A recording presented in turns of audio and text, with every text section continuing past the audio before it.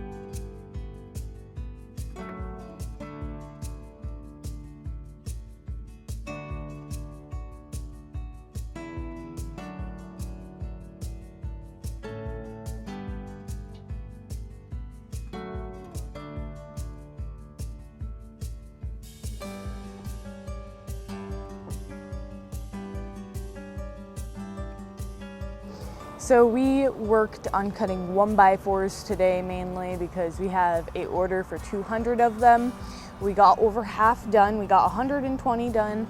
So we're pretty pleased with that number because, I mean, 200 is a lot of boards, but this is all we cut today, so not a ton.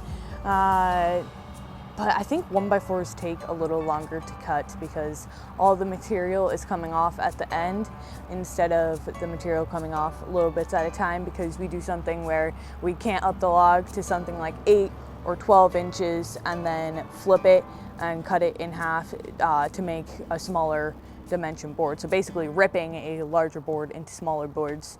That's how we do it on this mill.